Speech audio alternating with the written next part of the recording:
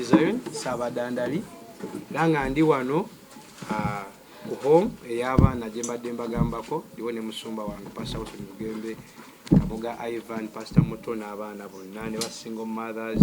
So kati naita concert gye bata Kisooboka charity concert gye nategeka tugulire abaana kino ekifo batugule Nyumba bana abaana basobola okubeera.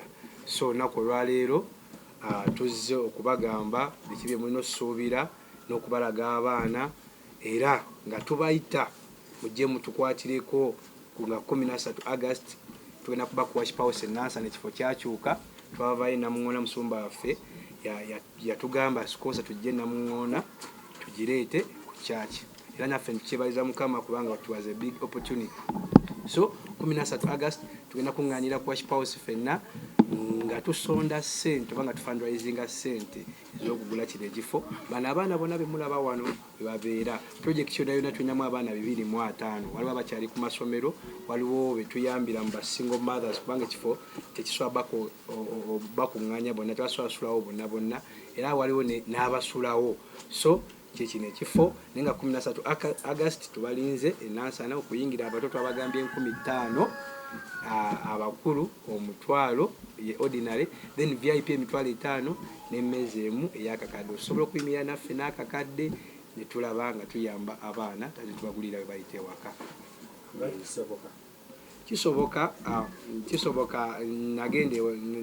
nagenda nye ewa musumba nga musaba okola concert naye nga angamba tunabatuuka naye ku luno we nagendayo ne mugamba muzeeyi nsaba njagala kola concert yaŋŋamba ekigambo kimu Zion Kisooboka we najja ekigambo ekyo eŋŋamba tugitume Kisooboka charity concert ekigambo musumba yakimpa bwe nakijjako kubanga ebiseera bingi nali ŋŋendayo nga mugamba concert nagamba no tukyabulamu naye ku luno we nagenda nagamba Kisooboka tusobola okugulira abaana b'ennyumba we nakijja.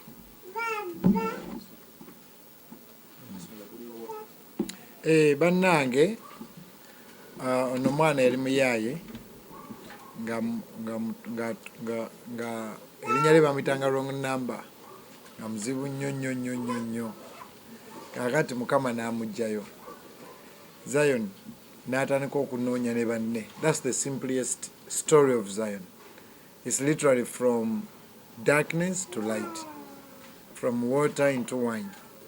Naye Zion n'atandika okuŋŋaanya abaana talina wadde omuzungu amwagira talina wadde nti oba abazungu bamuwa ssente waliwo abamu abagenzi nga bajja nga Suzi ba Angel bakwatakwata batuyambayamba buli ogenda okuwulira nti Kopebula yatutte emmere ogenda okuwulira nti DJ awo yabatwadde emmere nti ate Kingwezi bawadde emmere Dr. Serwadda yabaguliddeyo ku mmere ate literally buli muntu nga abakwatirako ojja wano nga abaana bano basiibye ojja wano nga tebalina kyakulya baana 200 kati ayagala kubagulira bafune babeera buli kaseera tubeera tunoonya renti ng'emulaba Worship House nayo bagizi tuli mu kuzimba ebintu bingi kakati tuyambako olumu ne tulemwa kakati Zion n'afuna idea ekola concert nti abaana bano bafune ekyokulya kakati kyekituleese kubeegayirira kubayita nga 13 ogw'omunaana tubeereyo ku Worship House Nansana kuyingira 15 lwakumekayi lwamukaaga lweggulo saa zinagenda okubeera 10 ng'emiryango giguddewo yali agitegekeddeyo mu kisaawe eyo neŋŋamba Namuŋŋoona limuga agireeta wano abawanguyira abantu kakati kwe kugamba church bamukkirize buli muntu amuwagire 15 zokka ngoyamba omwana. So literally tubasaba tubeegayire tubeefukamiridde abalina omutima omulungi. Bayibuli egamba nti eddiini entuufu kuyamba Abamuleekwa.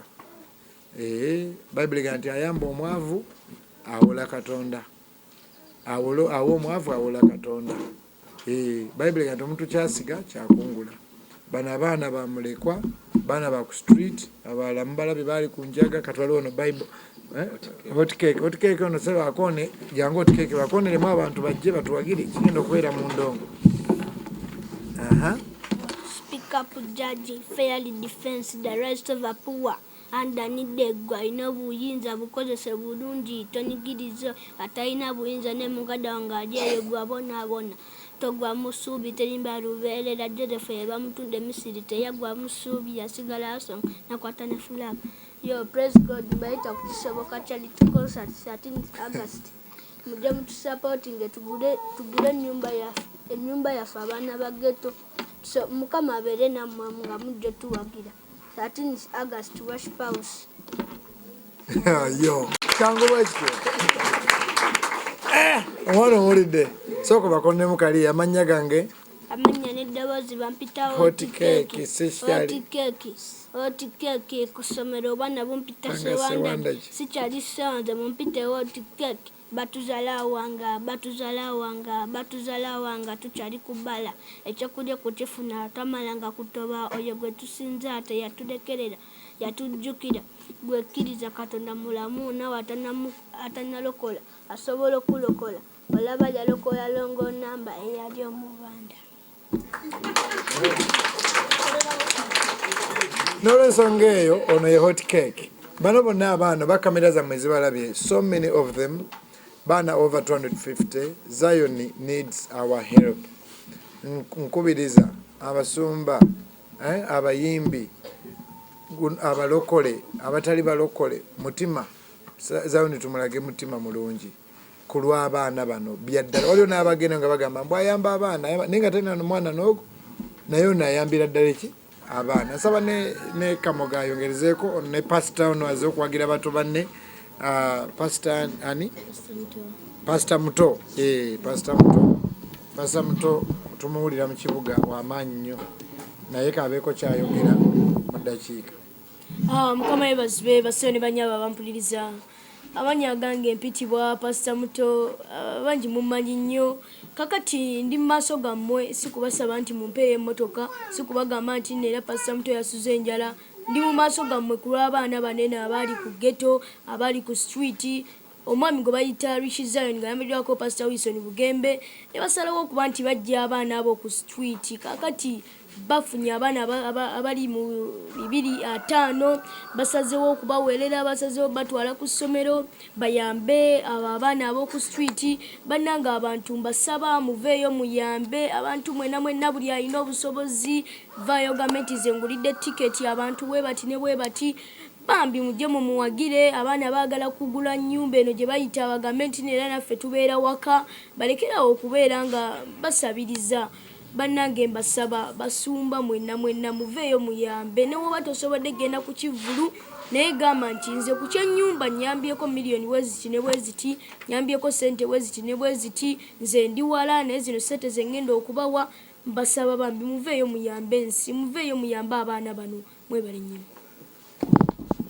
loud and clear pastor muto ono Kamoga Ivan muyimbi wa gospel mukama yebaza abooluganda mwena abali ku TV abalaba okusookera ddala njagala kwebaza muganda wange Zion olw'omutima guno gw'olina abantu bangi nnyo abalina n'obusobozi okusingako nga tebasobola kukola kyokola kati katonda baba yakuwa omutima ogukola kino akwera ddala omukisa so twagala okubiriza abantu mwenna okujja okuwagira muganda waffe nga bagula ekifo we babeera ekifo woobeera kikulu nnyo abaana bano asobola okubalabirira singa amanya nti tewali bagenda mu muggo baganya ku rent so mbasaba mikwano gyange abalaba mwenna mufube nga musobola okuwagira muganda waffe ennaku z'omwezi nga 13 ffenna tubeerewo mu kivulu pastor muto nga bwagambye oyinza okuba nga tojja kusobola kujja but nga you have something kyosobola okucontributinga tuwalisa okugula ennyumba eno kikole katonda tagenda kulemwa kuwa mukisa era muganda wange mukama agenda kibeeramu kino ekintu tugenda kuyimirira naawe mukama bawenye omukisa tubagala nnyo mu linnya lya Yesu obukadde 300 million zisoboka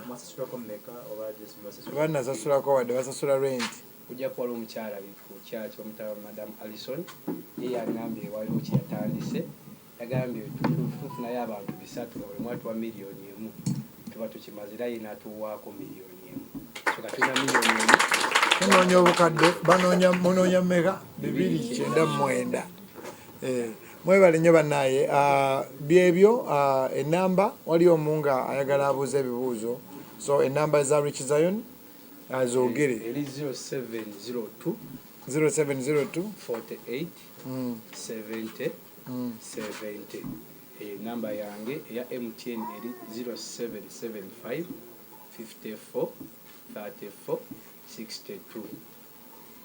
Ziraga mannya ki? Eya MTN eraga amannya gange Ziwa Richard, then eya MTN ziraga amannya Miriam Nasibwa. Eya Airtel. Ya Airtel ziraga. Kati wali abafere bagenda okubagabira ennamba muyamba be careful. Zion kasiteraga Richie Ziwa Richard oba Nasibwa Miriam. So ndoza ajja kuddamu azogere on better. Wali omuntu omu ngayinza n'obutasobola nga bagambye ne kuwash power sinogamba abaana abayambibwa. Ffenna tulina ebizibu, ffenna tulina ebyetaago, naye okuyamba kituviiramu omukisa. Bayibuli egamba mu ngero 14:25 nti oyo yafikirira alifikirirwa. Mukama abaddizeewo, Mukama abakomeko wash pause ffe kitukakatako. It's compulsory tujje tuwagire Rich Zion ku wash pause nga 13 August. Mwebale nnyo. Abalungi Yesu akyanoonya abasamaliya abalungi. Olumu tuba tulinda omuzungu ayambe oba gavumenti eyambe. Gwe kennyini yamba. Beera omusomaliya omulungi. Ate n'olumu Kisooboka, ate n'olumu abamu babanga ng'ewaka waabwe mu kyalo oba step mother n'amuyisa bubi oba ewaka we ne bamukuba emiggo mingi nnyo ebitwala abaana. Abamu ffe tubazizaayo n'olaba nga alina abamwagala naye nga tebamanya na story yali etya oba okitegeera nga waliwo senga awamwagala waliwo so kitukakatako to have a good heart okubeera abasamaliya abalungi, tubeere abasamaliya abalungi. Kyensabira Abannayuganda, kyensabira abali mu gavumenti abatagirimu, buli muntu be a good Samaritan. Kulwa Mukama Katonda wajja kuddizaawo bw'obeera omusamaliya omulungi. Tuyambe abaana so tetuba tuga tetubayisa bubi, tubayambe.